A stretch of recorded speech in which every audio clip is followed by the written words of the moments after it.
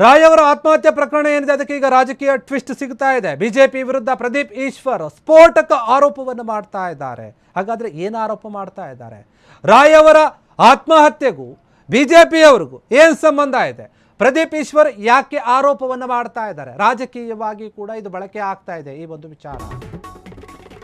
BJP ವಿರುದ್ಧ ಪ್ರದೀಪ್ ಈಶ್ವರ್ ದೊಡ್ಡ ಮಟ್ಟದ ಆರೋಪ ಮಾಡ್ತಾ ಇದ್ದಾರೆ. ಇದು ಆತ್ಮಹತ್ಯೆಯೋ ಅಥವಾ ಕೊಲೆಯೋ?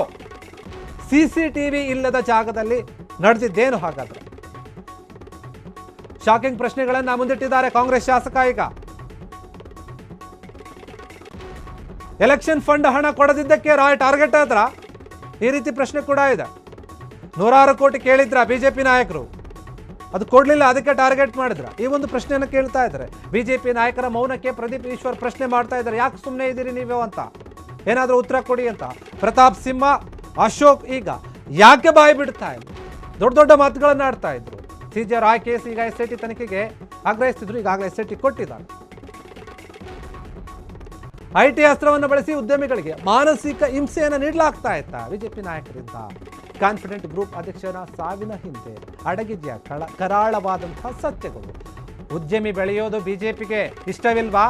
ಕನಕಪುರದಲ್ಲಿ ಪ್ರಶ್ನೆ ಮಾಡಿದ್ದಾರೆ ಪ್ರದೀಪ್ ಈಶ್ವರ್, ಕಿಡಿಕಾರಿದ್ದಾರೆ ಬಿಜೆಪಿ ನಾಯಕರ ವಿರುದ್ಧ.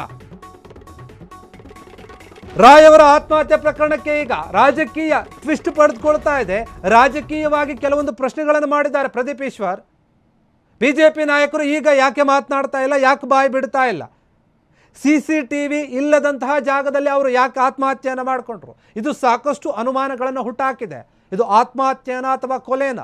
ಯಾರಾದರೂ ಎದುರಿಸಿದ್ರ, ಬೆದರಿಸಿದ್ರ? ಇವರು ಆತ್ಮಹತ್ಯೆ ಮಾಡಿಕೊಂಡಂತಹ ಜಾಗದಲ್ಲಿ CC ಕ್ಯಾಮ್ರಾ ಇರಲಿಲ್ಲ. ಒಬ್ಬ ದೊಡ್ಡ ಉದ್ಯಮಿ, ಸಾವಿರಾರು ಕೋಟಿಯ ಒಡೆಯ, ಅವರೊಂದು ಜಾಗದಲ್ಲಿ ಇರ್ತಾರೆ ಅಂದರೆ ಅಲ್ಲಿ ಗನ್ಮ್ಯಾನ್ ಇರಬೇಕು, CCTV ಕ್ಯಾಮ್ರಾಗಳಿರಬೇಕು, ಎಲ್ಲರೂ ನಿಗಾ ವಹಿಸಬೇಕು. ಅಲ್ಲಿ ಅಂಥದ್ದು ಏನೂ ಆಗಲಿಲ್ಲ. ಅವರ ಹತ್ರ ಪಿಸ್ತೂಲ್ ಇತ್ತು, ಲೈಸೆನ್ಸ್ ಇರುವಂಥದ್ದು. ಅದನ್ನು ತಗೊಂಡು ಗುಂಡು ಆರಿಸಿಕೊಂಡು ಸಾವನ್ನಪ್ಪಿದ್ದಾರೆ ಅಂತಂದರೆ ಅದು ಕೊಲೆಯೋ ಆತ್ಮಹತ್ಯೆಯೋ?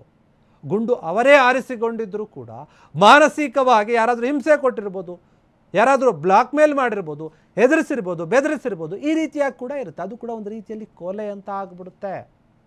ಬಿಜೆಪಿ ನಾಯಕರು ಬೇರೆ ಬೇರೆ ವಿಚಾರಗಳಲ್ಲಿ ದೊಡ್ಡ ಮಟ್ಟದ ಮಾತುಗಳನ್ನು ಆಡ್ತಾರೆ. ಈಗ ಯಾಕೆ ಮಾತನಾಡ್ತಾ ಇಲ್ಲ? ಈ ಸಂದರ್ಭದಲ್ಲಿ ಏನೂ ಕೂಡ ಬಾಯಿ ಬಾಡ್ತಾ ಇಲ್ಲ. ಯಾಕೆ, ಏನಾಗಿದೆ ಅವರಿಗೆ ಅಂತ ಪ್ರಶ್ನೆ ಮಾಡ್ತಾ ಇದ್ದಾರೆ.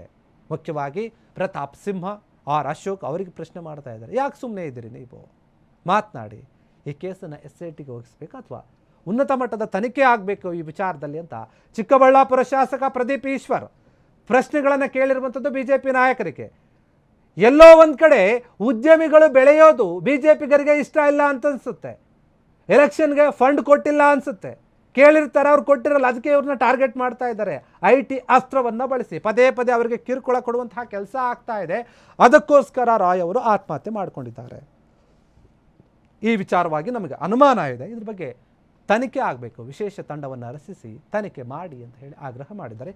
ಅದೇ ರೀತಿಯಾಗಿ ಈಗಾಗಲೇ ಸರ್ಕಾರ ದೊಡ್ಡ ಮಟ್ಟದ ಹೆಜ್ಜೆಯನ್ನು ಇಟ್ಟಿದೆ, SITಯನ್ನು ರಚನೆ ಮಾಡಿದೆ, ತನಿಖೆಯನ್ನು ಕೂಡ ಮಾಡ್ರಿ ಅಂತ ಹೇಳಿದೆ. ಗೃಹ ಸಚಿವ ಪರಮೇಶ್ವರ್ ಅವರು ಕೂಡ ಹೇಳಿದ್ದಾರೆ. ಈಗ ಪ್ರದೀಪ್ ಈಶ್ವರ್ ಅವರು ಆರೋಪವನ್ನು ಮಾಡ್ತಾ ಇರುವಂಥದ್ದು ಇದು ಆರೋಪನ ಕೊಲೆನ? ಯಾರ ಒತ್ತಡದಿಂದ ಇವರು ಆತ್ಮಹತ್ಯೆಯನ್ನು ಮಾಡಿಕೊಂಡ್ರು ಅದು ಗೊತ್ತಾಗಬೇಕಲ್ಲ. ಅದು ಗೊತ್ತಾಗಬೇಕಂದ್ರೆ ತನಿಖೆ ಆಗಬೇಕು.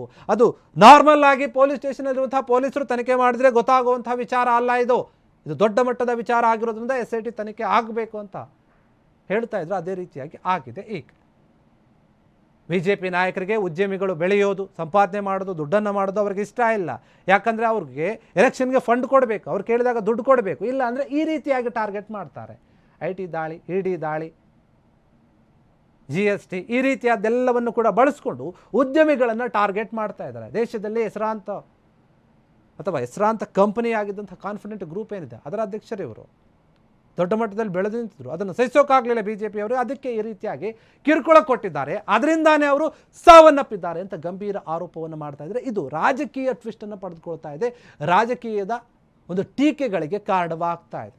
ಕ್ಷಣ ಕ್ಷಣದ ಸುದ್ದಿಗಳಿಗಾಗಿ ಫ್ರೀಡಂ ಟಿವಿ ಸಬ್ಸ್ಕ್ರೈಬ್ ಮಾಡಿ, ಲೈಕ್ ಮಾಡಿ ಹಾಗೂ ಫಾಲೋ ಮಾಡಿ. ಹೊಸ ಸುದ್ದಿಗಳ ನೋಟಿಫಿಕೇಶನ್ಗಾಗಿ ಬೆಲ್ ಐಕಾನ್ ಮೇಲೆ ಕ್ಲಿಕ್ ಮಾಡಿ.